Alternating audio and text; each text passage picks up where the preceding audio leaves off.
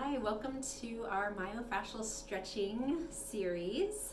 I hope that this finds you all safe at home, cozy in your house, with your family, all healthy and safe.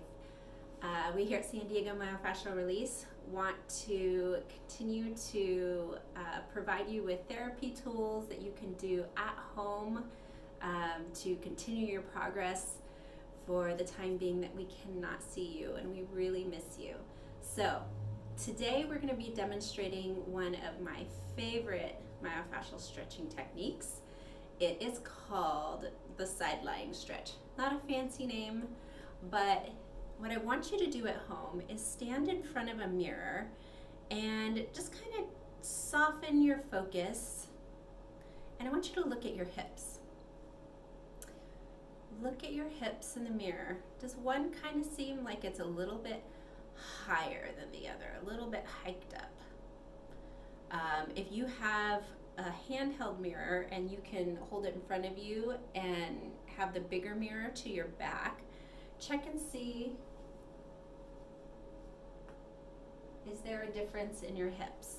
If one side just looks shorter, like compressed, kind of like your shoulder drops on that side, your hips a little high on that side, or maybe just one side feels tighter than the other, your IT band all the way up to your hip, all the way up to your ribs and shoulder.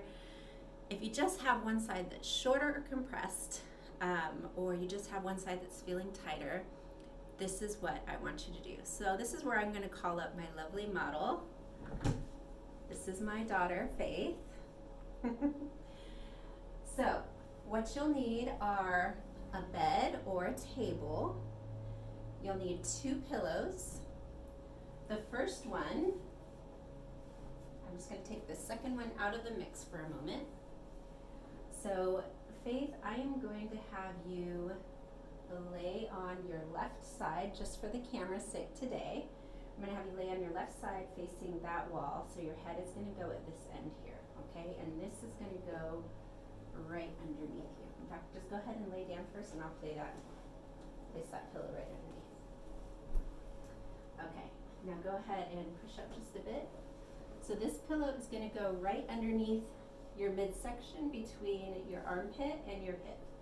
And then I'm going to have her scoot all the way back to the edge of the table till you feel my hand on your back. That's it right there. This is where the second pillow comes in. You're going to put this under your head. There you go. Now, this pillow under here helps to create an arc. So that's going to intensify the stretch a little bit. Now, with this bottom leg right here, I'm going to have her bend that one just a little bit. Then I'm going to have her bring her top leg off the back of the table.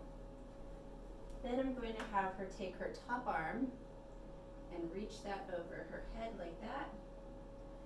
Now, if you're at home and you're on your bed, you can always reach up towards the top of the mattress or the bed railing and just take a hold of that with your hand so that you don't feel like you're going to fall off the edge.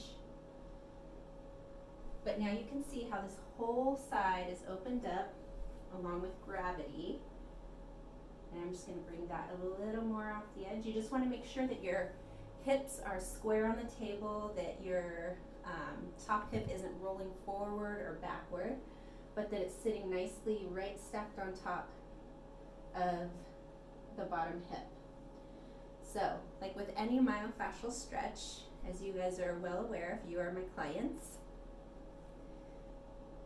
time element is crucial. You need to hold each stretch for at least 5 minutes, 7 minutes, even better. So 5 to 7 minutes just requires you to lay here like so. Very easy.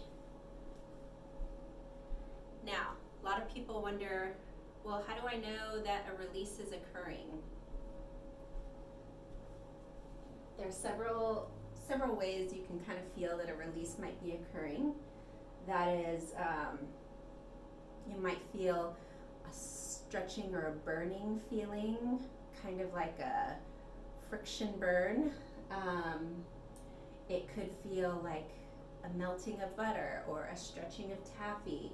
It could also feel like a release of heat all of a sudden. You feel like you're getting really hot. It could feel like there's a tension building up right before it starts to relax. It could feel like tingling or heaviness or maybe even a floatiness. It could even be possibly something you can't describe. The second really important thing to do while you're doing your stretch or your release is to really stay present. Be mindful.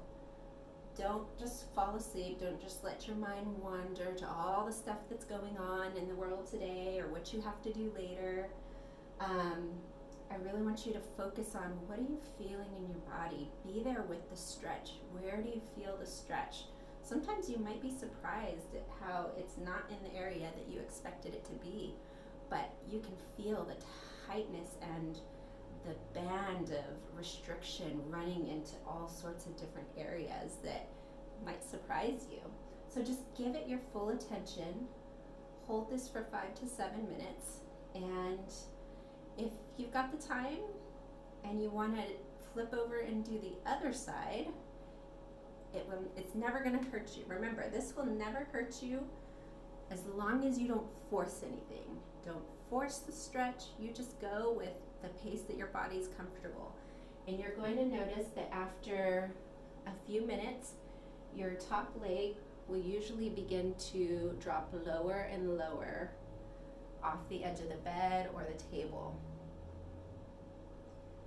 So I hope this helps you. And remember that when you go to get up from a stretch, you don't want to just pop right up. You want to gently ease yourself up and give yourself a moment or two to kind of stabilize before you start moving around. Otherwise, you might get lightheaded, or again, you run risk of injury when you're trying to move yourself faster than your body is ready for. Till the next time, we'll see you later. Bye.